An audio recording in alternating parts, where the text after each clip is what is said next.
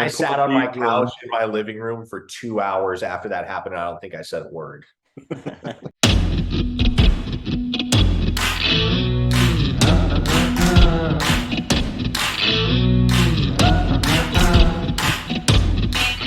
Sooner Nation, what's going on? We've got another banger of an episode with a man that needs no introduction, but I'm going to give him one anyways. He's a highly decorated sports journalist with awards such as STAA All American, National Broadcast Society's Grand Prize winner for video program opening, sports personality, and his Game Day U production. This man's first job out of college was for Sports Illustrated. To say we are in the presence of greatness would be an understatement. Parker Thune, welcome to the show, man. Well, man, you really dug into the archives with that one. You're like pulling out awards I forgot I won in college. So, no, props to you for doing your research. But no, definitely excited to chat with you all here. And yeah, I literally just hopped off the OU Insider live stream not much more than 10 minutes ago. So I'm cooking right now. Might as well keep it going. There So you go.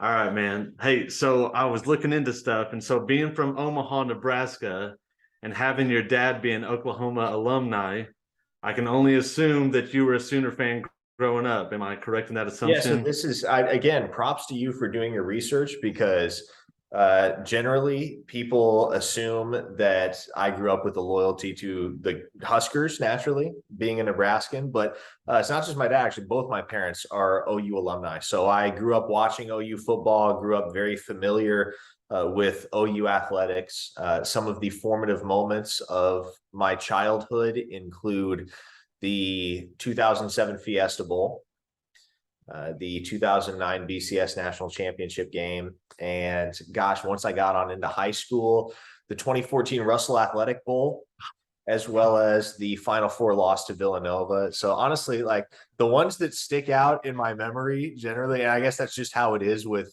negative things in general, is you remember those things much more than all of the positives. But yeah, those are definitely some iconic moments in recent Sooner history Right. that stand out as I think back to all of the OU football and OU sports in general that I watched as a youngster. So that's a pretty good transition. So I grew up in a Sooner fan in the state of Texas, and so I'm curious: is there any similarity of growing up in the state of Nebraska where your friends and teachers and everybody knew you were a Sooner fan? Like, what was it? Can you tell us a little bit about what it was like growing up a Sooner in the state of Nebraska? Well, yeah, man, I doubt it's comparable to Texas because, you know, in Texas, Sooner fans are kind of a dime a dozen. I think close to 35-40% of OU's enrollment every year actually is students from the state of Texas. So there are actually quite a few Sooners down in the Lone Star State. You won't find many in the state of Nebraska, though. And I'll be honest, like ever since I started doing radio in particular, ever since I jumped on with KREF and their awesome staff back in August of 2021, it's crazy to see how many folks all across the country rep Oklahoma in places like South Dakota and Montana and Oregon. But it's actually only through the extent and the reach of our radio audience primarily that I've gotten the chance to become acquainted with a good number of the Sooner faithful from my home state. But yeah, man, growing up, you know, in the state of Nebraska, I don't think it's any particular secret. Most everybody in that state lives, breathes, and bleeds Husker football. So it's not even really being an Oklahoma fan that rubs them the wrong way. It's being a fan of anybody but Nebraska that rubs them the wrong way. So, you know, you're very much kind of on an island in that regard, because if you're not a Husker, you're kind of an outcast. Right. Hey, Parker, were you able to make it up to that game this year? I was on the sidelines for that one. That How's was that? definite bucket list material. I mean, from the second I got to college at OU to start undergrad, I had that one circled on my calendar, hoping that I'd get to cover it when the Sooners went up to Lincoln in 2022. And lo and behold, that's exactly what happened. So yeah, that was a ton of fun. I had not been to Memorial Stadium for a game since 2008. So it had been almost 15 years since I'd watched a game on campus at Nebraska. So Yeah, that's super cool. probably, that will end up being the highlight of my year. That's awesome. So my mom's actually from Nebraska and my uncle's. So I know how like diehard Nebraska fans are, even when, they're having lose 3-9 seasons and whatnot, but they're very, very dedicated fans. Colin, you have a question about his K ref? I do actually. I was glad you mentioned that. So my cousin here, actually on our second episode, called out so how much interaction do you get with Teddy Lehman on KREF? Oh, with Teddy? Yeah. We posted together on several occasions. We'll chat in the office from time to time. Yeah, Teddy and I have a great relationship. I mean, I have a great relationship with everybody at the ref. Our staff is super tight knit, especially the on-air guys. So, yeah, I know Teddy quite well, to answer your question. Well, that's perfect then, because my boy called him out on our second Oh, boy. episode for being a sunshine pumper, and we want to get Teddy. I actually want to get an Oklahoma drill set up between him and Tate. So if you could maybe talk to Teddy and make that happen, or have Teddy Listen, come on so Tate can confront him face to face like a man, if you could work listen, your magic. listen. I only just met Tate, of course, but I don't know if I would wish an Oklahoma drill like opposite Teddy Lehman upon him. We That's might a we might be planning a that's a tough funeral draw. shortly after. Teddy still looks like he could get out there and make 100 tackles in a season. Yeah, for sure. Well, we clearly need him on defense at linebacker. No, I mean the thing is he was like my whole thing is like if we're to the point where we're at on defense and stuff like that, like I want to be able to like there's no excuse not to put the puppies in. Like at least it's like they can't get worse. And what I said on episode 2 was Teddy kept saying like you don't want them to get out there and lose their confidence. And I just brought the point that like as a former athlete myself, and like I asked Colin, he's playing baseball in college right now, where it's like, man, a lot of my mentality would have been like, am I really worse than this guy? Like my confidence might have been a little shaken, like sitting behind the guy, but I'm sure that there's other situations where they know the process. Yeah.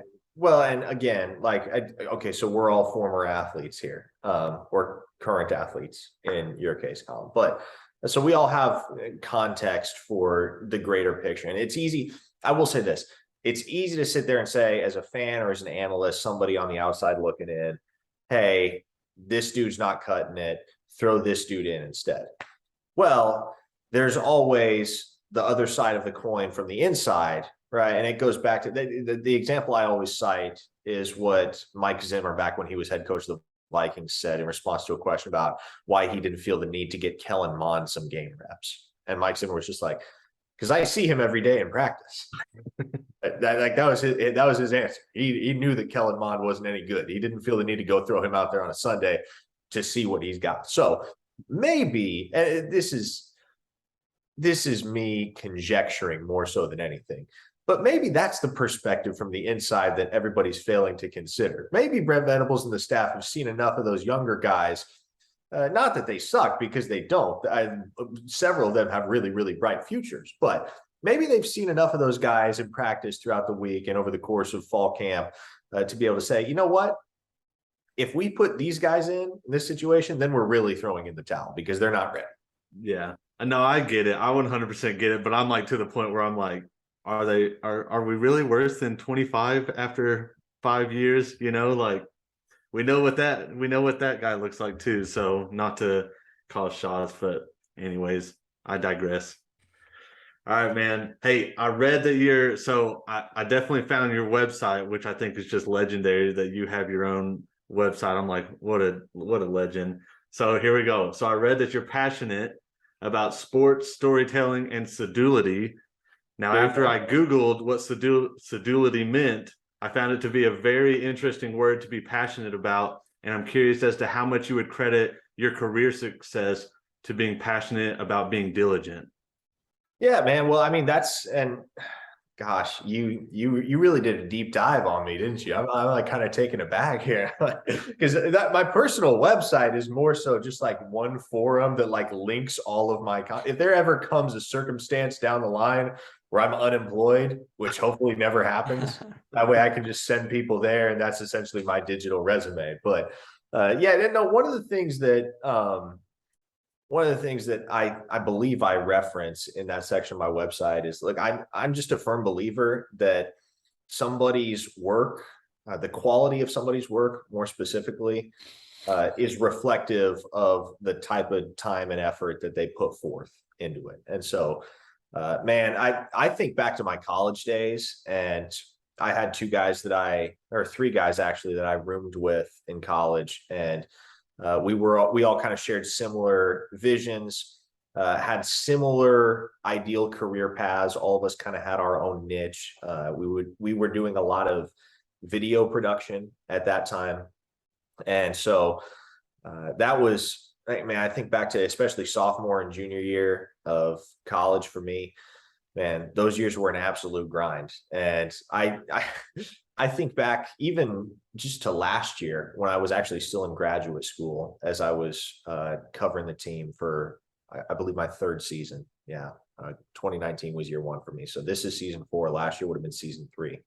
And I think back to last year and the fact that I was covering the team as well as going to school in the evenings and sitting through 3-hour-long seminars. Now, I have no idea how I pulled that off. And in thinking back to 2021 and trying to figure out how on earth I made time for everything last year, and I'm all the more bamboozled by how on earth I made time for everything in 2018 and 2019. But man, like, that's really the essence of pursuing any career path fervently and like taking something seriously. You have to devote yourself to it fully, and you have to make it a priority. And that was and is what I've always made an effort to do professionally in my work. And so look, I did not anticipate that I would be where I am today at age 23, but here we are, man. It's a blessing. I'm grateful. I'm getting to do what I love day in and day out.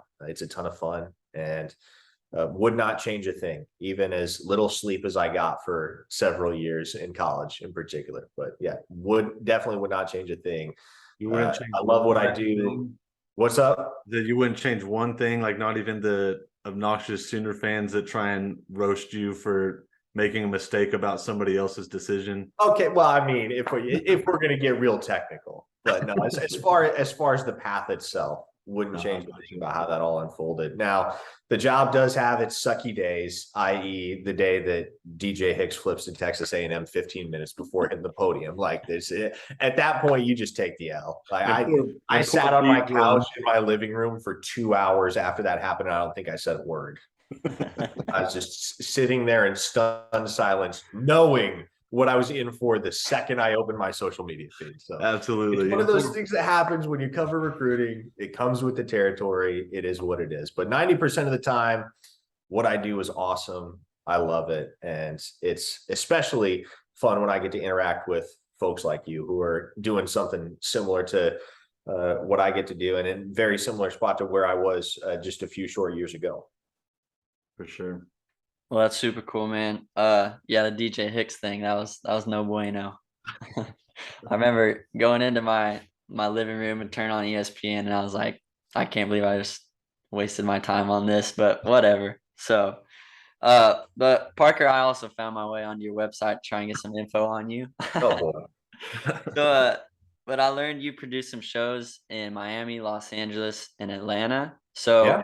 what was your favorite city during that time, and can you share some experiences with us? Ooh, that's a good question. I love these questions, man. This is awesome. Like I did not anticipate that you guys would have dug into my personal website for all the backstory on my life, but I love it because it's a change of pace from answering the same questions about DJ Hicks and Peyton Bowen and all the same players that I'm getting grilled on 24/7. So very refreshing. Props to you guys. So yeah, I think, all things considered, the best, and this is not a sexy answer at all. I would say the most memorable road trip I had in college producing live shows was in Waco for the Baylor game in 2019. And being there for that game, I never imagined that I was going to witness a better football game than that. And of course it happened in the Red River Showdown in 2021. I don't think anything will ever compare to that. I don't know how it could, but Baylor in 2019 was a phenomenal environment on game night. Obviously, to that point, it was the biggest comeback. It still is the biggest comeback in Sooner history. Just watching that game unfold, there was something surreal about it.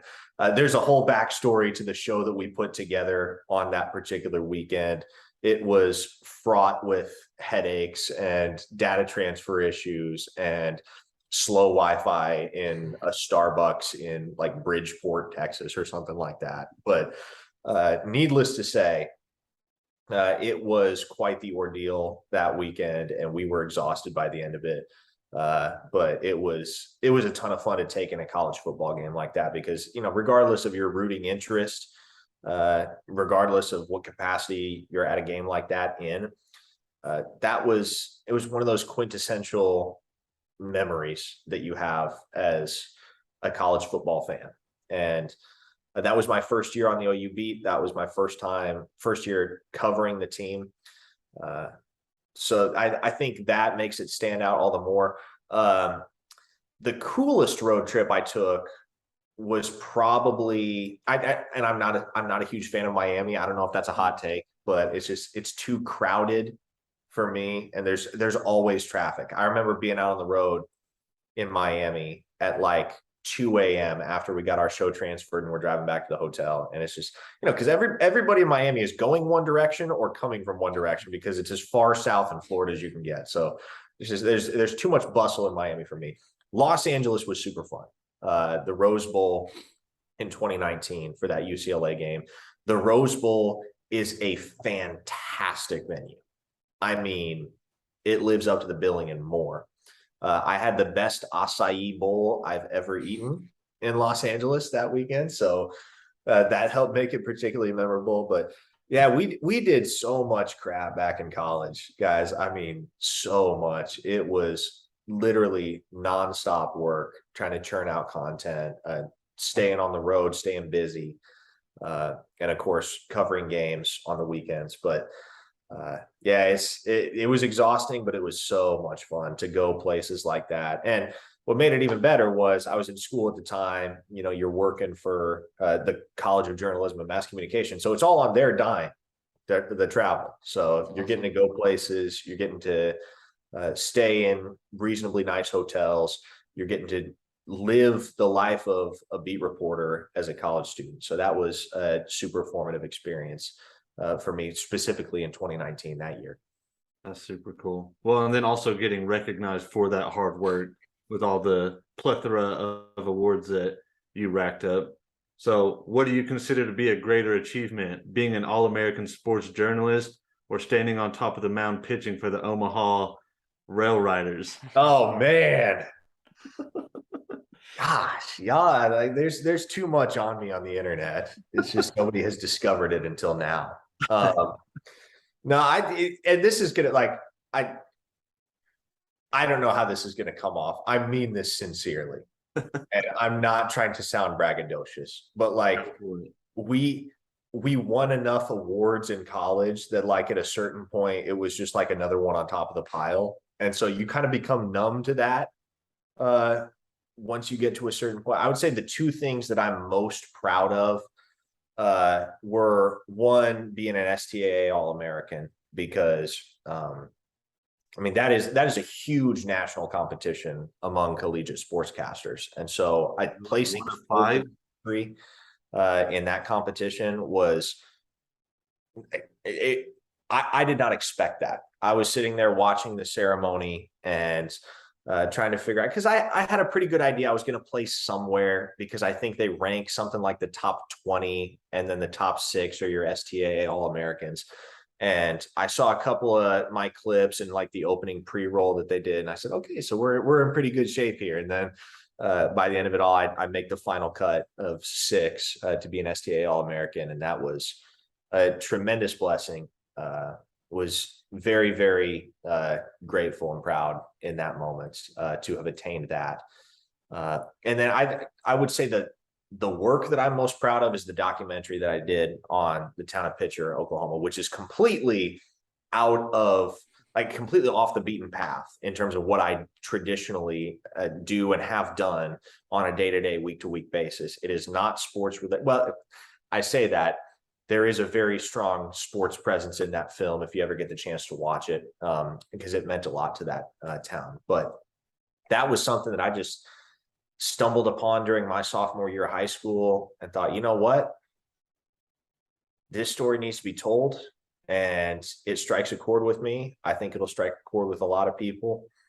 And I got a whole bunch of folks around me, people I go to school with, people I work with, that can help put this thing together. So we're going to go make this happen. And it was about an 18-month process, concept to final edit, executing that documentary. COVID-19 threw a big wrench in the production timeline, but once we got it all done, I've never been prouder of anything than that film. It is, again, completely unrelated to my career path, what I planned on doing, what I am doing right now. But I don't think there's any work of journalism that I've done that means more to me than that.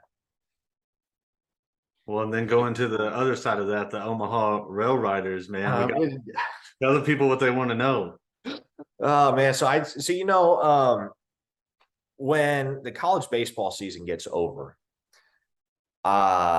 basically, unless you go to the College World Series or unless you've signed a professional contract, all those guys at that point are going to play summer ball. And obviously, I think that the league that everybody is most familiar with is the Cape Cod League when it comes to summer baseball. But there are leagues all over the country. And Omaha, where I'm from, is a pretty prominent city in that regard because it's the home of the College World Series. It's a baseball town. And so I played baseball in high school. Baseball was my primary sport growing up. It was what I was best at by far. I was a left-handed pitcher. So I just, I had more of a future on the baseball diamond than in any other sport by far. And so I messed up my shoulder my senior year of college. And that's part of what solidified my decision to come to Oklahoma. As I realized, okay, it's probably wise not to stake my future on the whole baseball thing. Even though I could have played collegiately, but I was just like, I'm going to do the wise thing here. I know what I want to do career wise. I'm going to give myself to that fully. But that said, I went back and after letting my arm heal up over the course of my freshman year of college, I went back and I played an extra summer Legion ball after my freshman year. And then after my sophomore year, I played in a collegiate summer league in Omaha, which is the Rail Riders reference. There you go. We were the Omaha Rail Riders. That was the team I played with, and it was a super fun summer. I will say that. I was interning at KETV, the ABC affiliate in Omaha at the time, and so there was a lot on my plate. But it was super laid back in those summer leagues. You don't have to show up to anything because you're paying to be there. Basically, you pay to be in these summer leagues. And so as long as they vet you, approve you, and you pay the entry fee, like there is, and all the coaches are collegiate coaches. My coaches were from Dakota Wesleyan and Eastern New Mexico State, or Eastern New Mexico, as I recall. And it's a super laid back vibe because everybody's just kicking back, having fun, playing baseball for a summer. And so I didn't have to show up to practices if I didn't want to. I didn't even have to show up to games if I didn't want to. They'd always let you know the days that you were going to pitch. I was a setup man that summer, so I'd usually come in, 7th, 8th inning. I knew exactly what I was getting into when I showed up to the ballpark. And so it was the most relaxing and cathartic baseball experience of my life. And I kind of knew at that point, okay, I'm just having fun with it. I'm just playing one more summer of baseball because I'm really going to have to go full tilt into career mode after this. But that would have been the summer after my sophomore year of college, and it was so much fun. Smooth transition out of baseball, sounds like. Yes. You didn't have that fall off that a lot of athletes do. It seems like you were a smooth transition out, which is super cool. Yeah, I mean, I in a certain sense, I had the I had the crash and burn with my senior year because I tore my labrum and I tore the UCL in my elbow. So that was not fun. And I had people try to talk me out of playing another couple of years because they're like, okay, you don't want to damage your arm permanently. But I'm like, look, I love the game. I know it's not taking me anywhere, but I'm going to have fun with it as long as I can. So that's what I did. Gotcha. Well, that's cool, man. So I'm actually a PO right now too. I'm Hey, there you go. That's the converting. life, man. I was And that's the other thing too. That was the first time playing for the Rail Riders. That was the first time I'd ever gotten to truly live the PO life, because I was primarily a pitcher for years and years and years. But you always got to show up to the ballpark and worry about maybe doing something else as well, playing the outfield or whatever they may need. Yeah. So in high school, I was primarily just like an infielder, and then my first 2 years here, I two-wayed some, but then starting to make that transition, which is baseball talk for the kid can't hit. So we're moving that way. We're trying to find a way onto the field, but we're still grinding it out. And so just gonna see what happens this year. But yeah, the PO life is definitely different, and there's definitely some parts I like about it. So that's cool that you had that summer where you could just live that PO life and just kind of chill. So Yeah, man, it was very, very low maintenance. Would recommend. yeah, for sure. So I read that you're like pretty skilled in like photography, play by play, and radio. So if you had to pick a favorite, which would be your favorite and why? Oh, that's tough. I love doing play by play. It is, and I think what makes it exciting is that just growing up watching broadcasts, watching guys like Jim Nance and Joe Buck. You're a Joe Buck fan? He gets a lot of hate. I'm not a Joe Buck fan, but like he's one of the iconic voices of my childhood, for better or worse. He was always doing playoff baseball. He was always doing Sunday NFL games. Al Michaels is probably the guy that I associate most with football in general in that capacity. But I think what's really cool about play by play is that when you witness an iconic sports moment, there's always a call that you associate with it. And so that's what's always been compelling about it to me, is associating someone's voice or someone's remark or someone's exclamation with this particular moment that is so memorable. And for it can be something super overwhelming, like the Minneapolis Miracle back in January 2018, where Joe Buck's just like, Diggs, sideline, touchdown. It's like, that's the most underwhelming call you could have possibly come up with in that moment. But other times, and I think back to Tiger winning the Masters in 2019, every so often you just have a transcendent moment like that, and the guy on the call just nails it, right? And that's what really brings it home. And so that's what's always been compelling to me about play-by-play. I love doing radio. I do 3 hours of it every weekday. Never get tired of it. It never gets old. Photography is something that I really didn't get into like that until about a year and a half ago. But I have really developed a fondness and appreciation for that as well. People, I walk around carrying this huge telephoto lens, and people always ask me, how much did that cost? I'm like, you don't want to know. I would say all three definitely have their benefits. They have their pros and cons. It's not all sunshine and roses with any of the three, because obviously you're under a lot of pressure when you're doing play-by-play to really nail those calls. With radio, man, there comes a certain point at which it happens pretty much every single day. You feel like you're droning. You feel like, okay, this is really starting to drag. Like I'm having to stretch this out. And generally the listeners don't feel that way, but it's more like getting up in your own head. And then, photography is just, you have to have a feel for it. You have to have an eye for it. And it's something that you can cultivate over time, but it's almost like learning an instrument, right? Where for a while you just suck at it, and you have to come to terms with the fact that you suck at it. But then once you start getting good at it, you're like, okay, this is starting to become really, really fun. Yeah, that's super cool. So I haven't tried any, my bad, Tate, but I think photography is super interesting, but I haven't got to try it at all. I think that whole creative side's pretty cool. So I think that's cool that you're able to practice all of those things. So Tate, you got something?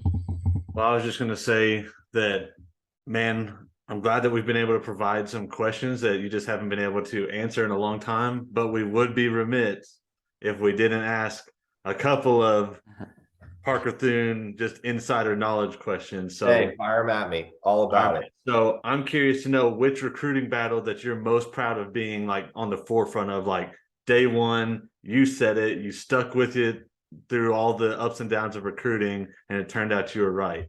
Oh, it's without a doubt either Caden Green or PJ Atabare. Because I think I beat everybody by like 10 months on the crystal ball for Caden Green. I mean, if you knew that kid, you knew he was going to Oklahoma. And I visited him more times than I can count over the course of his end of his sophomore year and his junior year. And we have become real tight, he and I. And we were actually just texting earlier tonight. And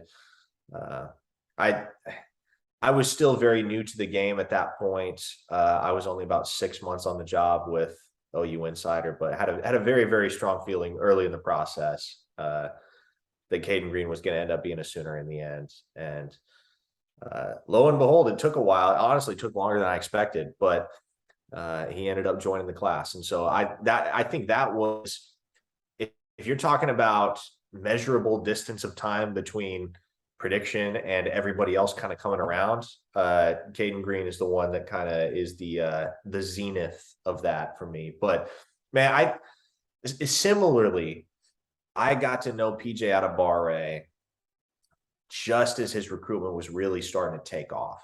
And PJ is one of those kids that just doesn't talk a whole lot. Doesn't really pick up the phone for many folks, doesn't really do interviews. And so you really have to get to know him before he's going to be comfortable around you. And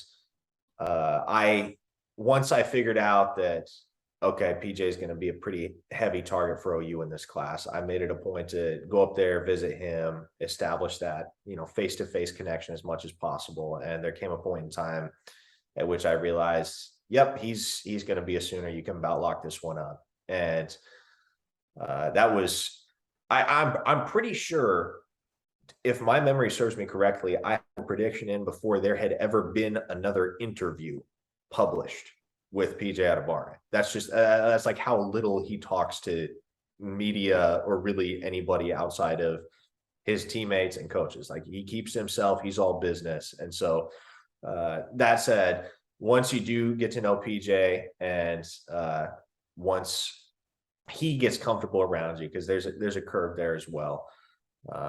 He's a just naturally kind of a guarded person, but he's got a super fun personality, super fun to chat with. I still talk to him probably about every week or so. And this is the other end of it too. It's really, really fun to see these guys stock rise over the course of their recruitments, because both Caden and PJ were unranked when I met them. And now they're both national top 100 players. Obviously, PJ's a 5-star, the number 3 edge in the country. And being able to see how far they've come over the course of the time that you've known them is super meaningful. And it's super fun, even just tangentially to witness. Gotcha. All right, I'm going to go down the list. You give me a percentage of OU's chance on them. Okay. All right. Caden McDonald.